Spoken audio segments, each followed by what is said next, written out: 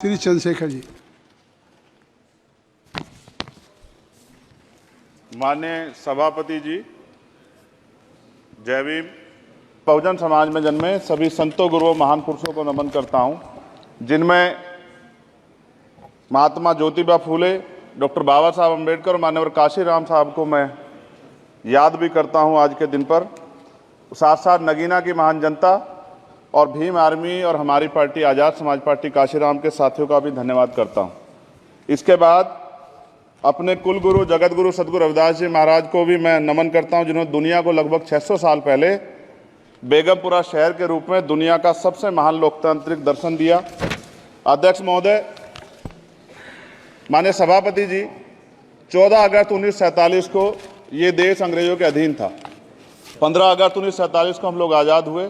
16 अगस्त 1947 को देश आज़ादी में था, लेकिन धन धरती राजपाट में बंटवारा नहीं हुआ। जो साधन संसाधन थे उनमें बंटवारा सही रूप से न होने के कारण एक बहुत बड़ी आबादी सुविधाओं से वंचित और सम्मान से वंचित रह गई। उनको सम्मान देने के लिए और अंतिम व्यक्ति तक सुविधाएं पहुंचे, इसके लिए लोकतंत्र की व्यवस्था हुई। लेकिन आज़ादी के 70 साल बाद भी हम कहाँ खड़े हैं, इस पर ये चिंता का विषय है। मैं मानता हूं कि सामाजिक न्याय तभी होगा माननीय सभापति जी, जब जातीय जनगणना पूरी होगी और जातीय जनगणना कराई जाएगी और साथ साथ संख्या के आधार पर आरक्षण जो है वंचित वर्गों का बढ़ाया जाएगा। उसके साथ साथ जब राष्ट्रपति जी अभिभाषण पर बात रख रही थी तो उन्होंने शहरी और ग्रामीण क्षेत्रों के विकास की बात कही और ये भी कहा कि दुनिया में सबसे उत्तम शहर हमारे यहाँ बने। लेकिन माननीय सभापति जी, 70% आबादी तो गांव में निवास करती है, तो गांव की आबादी के बारे में भी सोचना होगा कि उनका जीवन कैसे बदले। माननीय सभापति जी, उच्च शैक्षणिक संस्थानों में बहुजन समाज के जो छात्र हैं उनके साथ कास्ट एट्रोसिटी हो रही है, निरंतर उनकी हत्या हो रही है।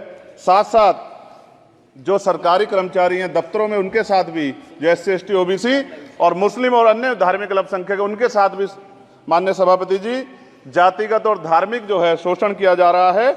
इसलिए मेरी मांग भी है कि पुरानी पेंशन को भी अध्यक्ष जी बहाल किया जाए। जो कर्मचारी देश की सेवा में लगे हैं उनका भी सम्मान होना चाहिए।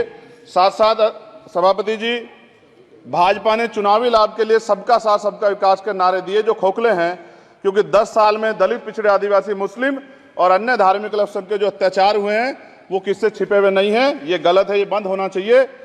सभापति महोदय जी, महामहिम राष्ट्रपति जी के अभिभाषण में निजी क्षेत्रों में SC ST OBC को रिजर्वेशन देने का कोई उल्लेख नहीं हुआ है, जो कि आज चर्चा का विषय, क्योंकि 98% प्राइवेट सेक्टर है, 2% सरकारी सेक्टर है, तो 98% प्राइवेट सेक्टर में भी हमारी हिस्सेदारी की बात होनी चाहिए। माननीय सभापति जी, आशा कार्यकर्ताओं, आंगनबाड़ी वर्करों, भोजन माताओं के वेतन वृद्धि पे भी कोई उल्लेख नहीं हुआ है, वो भी अभी नंगे, उन पर भी सोचना पड़ेगा। माननीय सभापति जी, जिस क्षेत्र से मैं चुन के आऊँ नगीना से, वो बहुत पिछड़ा क्षेत्र है। उस क्षेत्र में कोई विशेष आर्थिक पैकेज नहीं दिया गया, रोजगार की सेवाएं नहीं है, नौजवान पलायन करता है। IIT, IIM, एम्स, केंद्रीय विद्यालय आदि शिक्षा में और चिकित्सा संस्थानों की स्थापना होनी चाहिए, जो कि नहीं है। और माननीय सभापति जी, मानसून सत्र आ गया है, मेरा क्षेत्र बाढ़ से बहुत प्रभावित है, इसलिए मैं आपसे आग्रह करूंगा कि वहां के लोगों को बाढ़ से निजात दिलाई जाए। माननीय सभापति जी, चीन हमें आंख दिखा रहा है और लगातार हमारे देश की सीमाओं में घुसपैठ कर रहा है, इसलिए अग्निवीर योजना को हटाकर पुनः सेना भर्ती शुरू की जाए और साथ साथ भारत की सबसे प्राचीन व बहादुर रेजिमेंट में से एक चमार रेजिमेंट को पुनः बहाल करा जाए, ऐसा भी मेरा आपसे आग्रह है।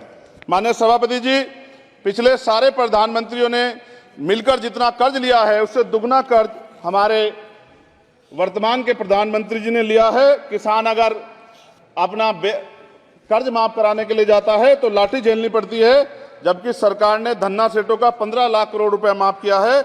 इस ओर हमें ध्यान देना पड़ेगा, हमारी आने वाली पीढ़ियों को ये कर्ज चुकाना पड़ेगा। माननीय सभापति महोदय जी, किसानों को MSP की लीगल गारंटी तथा किसानों का कर्ज माफ होना चाहिए। साथ साथ 2 अप्रैल 2018 को SC ST के बच्चों पे बहुत बड़े पैमाने पे मुकदमे लगे थे, वो हमारी लड़ाई सही थी, ये सुप्रीम कोर्ट ने माना और बाद में सरकार ने माना, वो मुकदमे तुरंत वापिस होने चाहिए। माननीय सभापति जी, प्रेस जो है उस पर भी शिकंजा कसा जा रहा है। जो पत्रकार सरकार के खिलाफ बोलता है नौकरी से हाथ धोना पड़ता है, और सोशल मीडिया हमारा हथियार है, उस पर तरह तरह के प्रतिबंध लगाए जा रहे हैं और विरोध करने वालों को सोशल मीडिया हैंडल भी सस्पेंड करा दिए जा रहे हैं। साथ साथ सभापति जी, पेपर लीक और परीक्षाओं के कैंसिल होने से देश के नौजवानों का भविष्य खतरे में है। नीट, यूपी सिपाही भर्ती सभापति जी और 69,000 शिक्षक भर्ती में आरक्षण घोटाला हुआ है, कोई पूछने वाला नहीं, खून के आंसू रो रहे हैं बच्चे, बेरोजगारी का दंश युवा झेल रहे हैं। इसलिए मेरा आग्रह है कि युवाओं के लिए कृपया समाप्त करें चंद्रशेखर जी। माननीय सभापति जी, मैं पहली बार बोल रहा हूं, आप कहेंगे मैं बैठ जाऊंगा, मैं आपकी बात, मैं संवैधानिक मर्यादा का पालन करूंगा, मगर हम तो माननीय सभापति जी सुन ही रहे हैं। आप बोलिए, 1 मिनट। धन्यवाद, धन्यवाद। 1 मिनट और बोलिए। अध्यक्ष सभापति जी, नारी सम्मान की बात करने वाली सरकार, हमने मणिपुर देखा सर, हमने पहलवान बेटियों का हर्ष देखा सर, और हमने सर हाथरस की बेटी का हर्ष देखा सर, और हाथरस के परिवार को जो वादा किया था सरकार ने वो भी पूरा नहीं किया। और महिलाओं में भी, स्पेशली दलित, पिछड़े और मुस्लिम वर्ग की, आदिवासी वर्ग की महिलाओं के साथ आज भी एनसीआरबी का डाटा कहता है सर, जो जुल्म हो रहा है वो सहनीय नहीं है सर।